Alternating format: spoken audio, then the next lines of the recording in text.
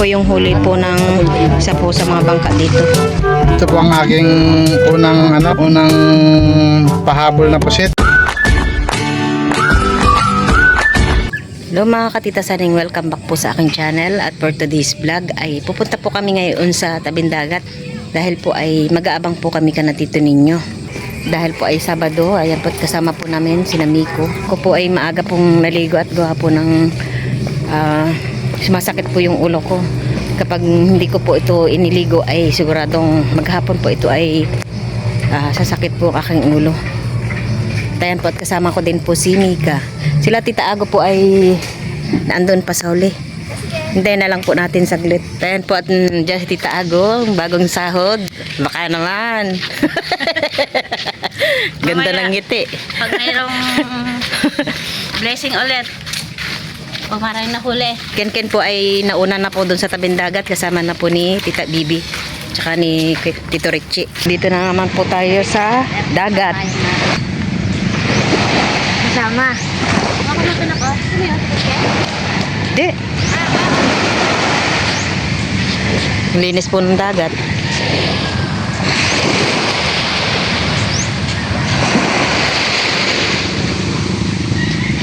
Ngayon po ay isang beses lang po sila makakalaot. Ang alam ko po ay diretso namusip po din po sila kagabi. Ano lang po nila na makalaot po uli ngayon. Gawa po ng bukas po ay medyo malakas na naman daw po yung dagat. Si Tito ninyo po ay nag-extra lang po uli sa bangka po ni Tito Intoy. Siya po ay hindi na po nagtanigay at kanina at gawa po ng ginamit po ni Tito ninyo kanyang bangka.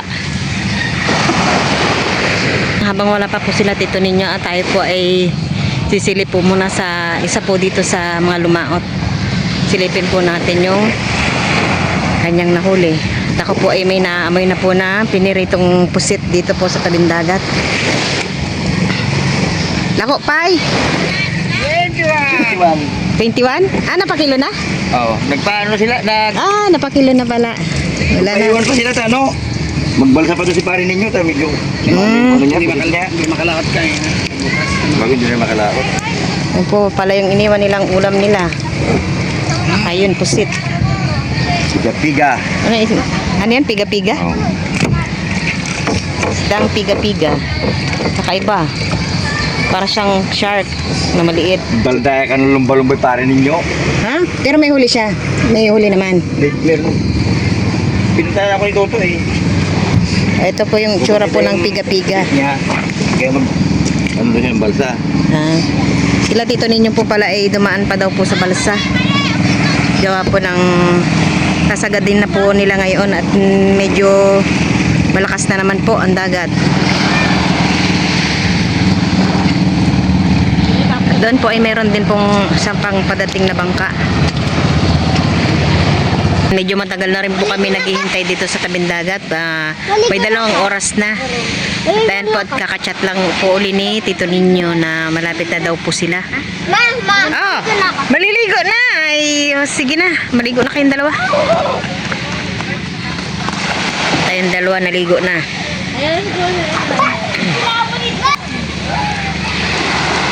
Ayan po, may naririnig na po kaming parating na po na mga bangka.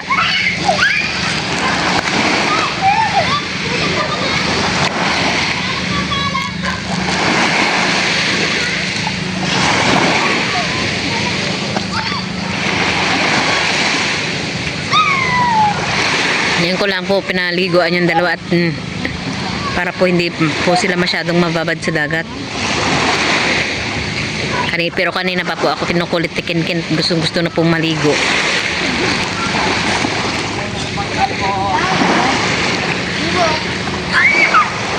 Kuya ako.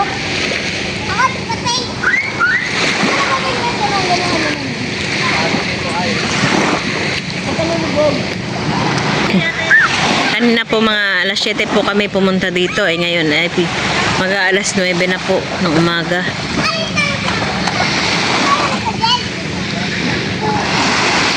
Hindi pa po nakikita sa pag-zoom. Puro ko dito. Yan, dito tayo sa kabila.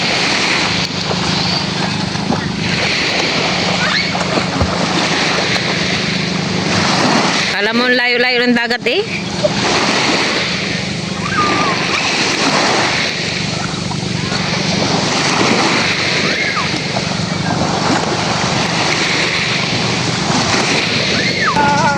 Tapos si Tito Ninyo po yung nangunguna.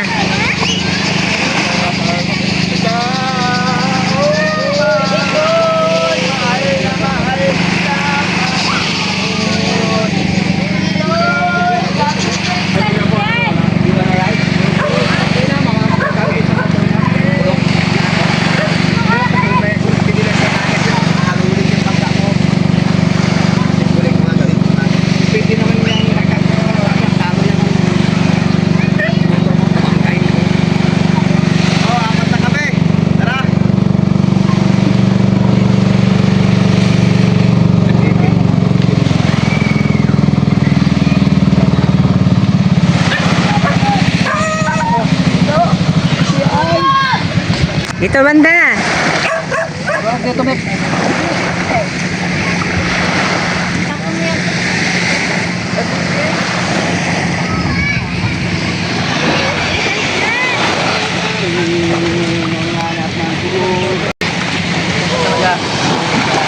Kawala pang bunjeng.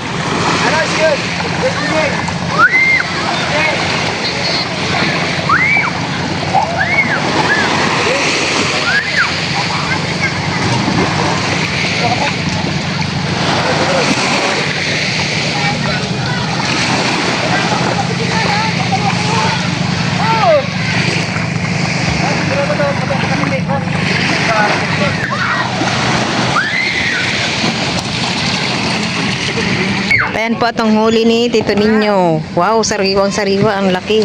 Ang daming yelo. Yelo, Ang daming yelo. Galon-galon. Ang laki naman yan. Galon-galon. Galon-galon. Galon. Yan, isda. Isdang galon-galon. Huli ni Tito Ninyo. Yung timba. Laki. Ayun, uwak.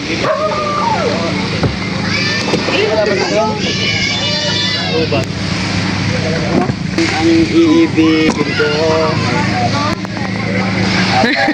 Ako'y nabubuhay dito lang ko.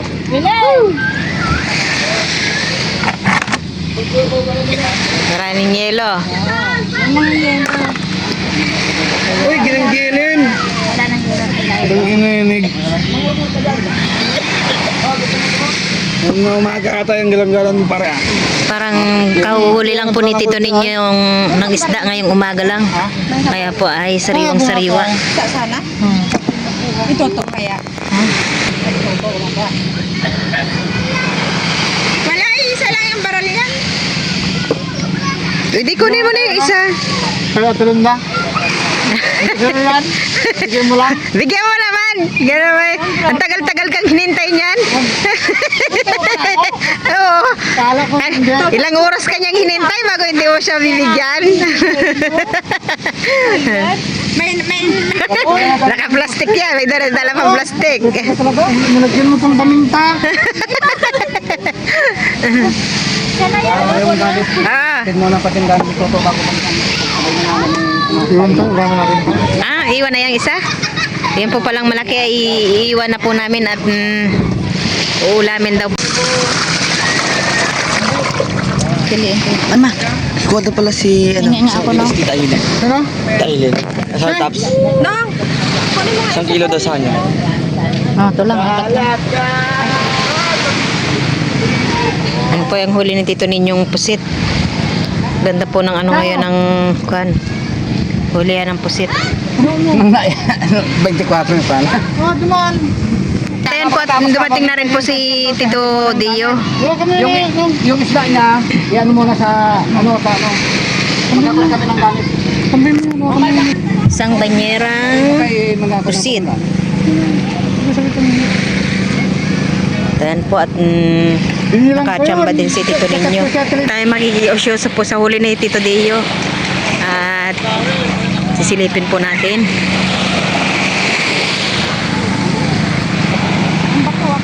Ha? Mambakhaw ka? Hindi uso dito ang bakhaw. Asak. Kila Tita Bibi po pala ilang araw na po dito at kahapon nagpatahi po ng sugat si Tito Richie. Pero mamaya po ay uuwi na rin po sila. Ano po si Tito Dio.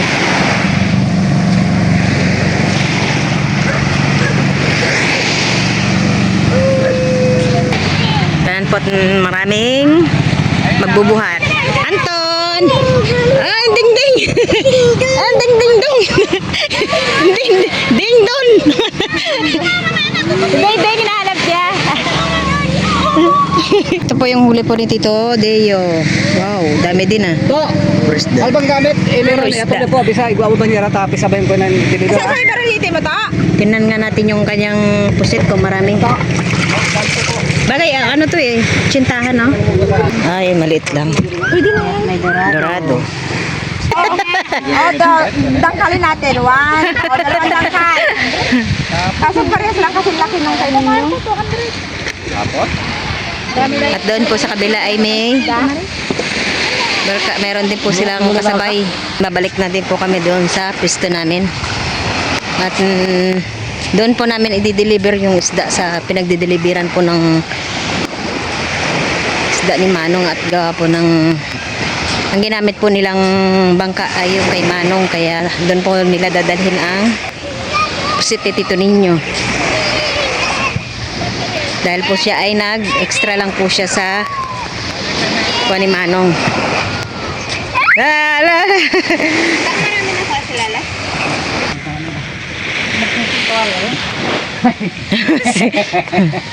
Oh, may 50 yata yan. Kailangan ko, may 50.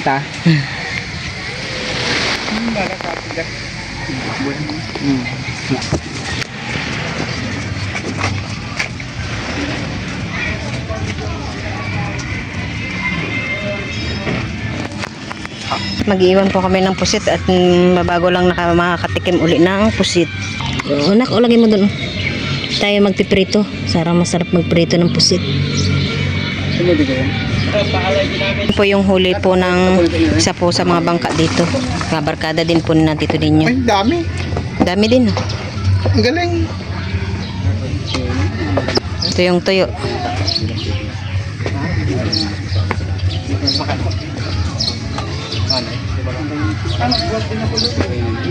Bainte.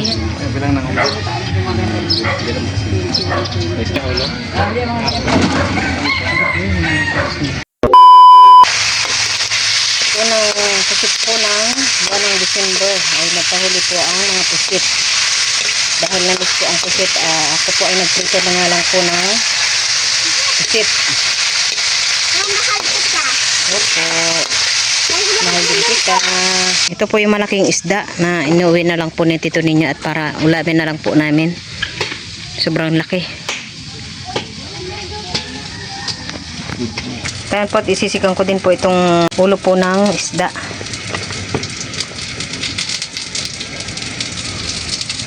Ito po ay parte lang po ito ng isang ulo. Saka yung pinakambatok po niya. Lagyan na po natin at kumukulo na. Sigurado po ito ay sobrang taba. Ito yung nakambatok niya.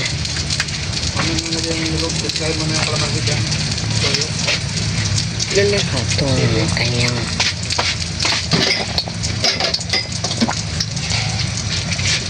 sama na din po natin yung atay. Sama-sama na.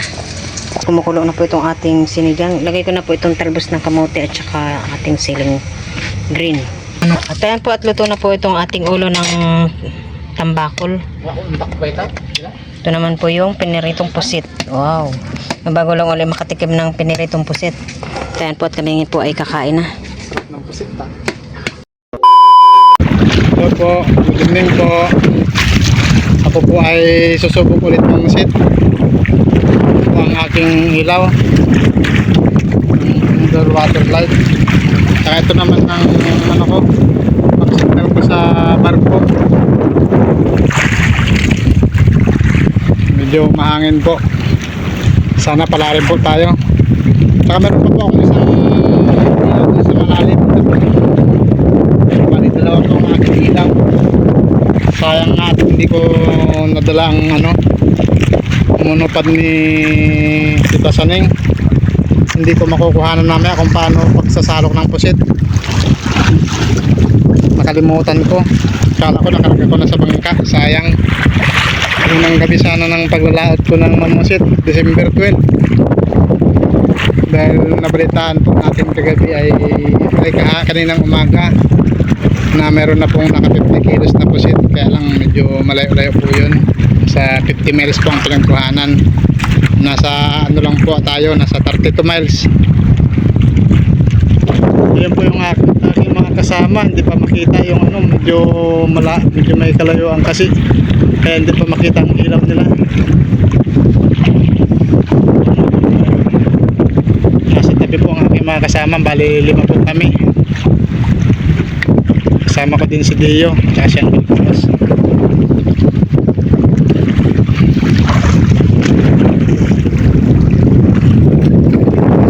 Ito po ang aking unang pahabol na pusit. 7:30 ng gabi. Unang pahabol lang po ito. Ito po kasing pusit, hindi po ito diretsong humahabol sa sa pamain. Mahaba-haba pa po ang ating oras. Kung ang isang oras ay ganito karami, siguro po ay makakaipon po tayo ng nasa 20 kilos or mas marami pa po doon sa 20 kilos. Sa pag ganito po, hindi po magbabago ang habol ng pusit. Kasi po pag nagbabago din po ang habol din ng pusit, gawa po ng pabago-bago rin po yung agos. Minsan po biglang lumalakas at minsan naman po ay humihina. Paiba-iba rin po ng direksyon ang agos pag gabi. Kaya po minsan doon po nagbabago ang habol ng pusit. At saka po pala pag may natatamaan po ng isang prasong pusit, ito po ay umiilap. Pag lumalayas po yung natatamaan ay yung iba po ay sumusunod. Kaya kailangan po ay iwasan pong may matamaan sa kanila, pero hindi po may iwasan talaga yun sa sobrang dami. Kaya patigil-tigil po ang habol nila. Pwede na po yan sa isang oras, ganyang karami, okay na po yan. Hello po, good morning po. Nakuha na itong video ng gabi kaya gawa po ng maraming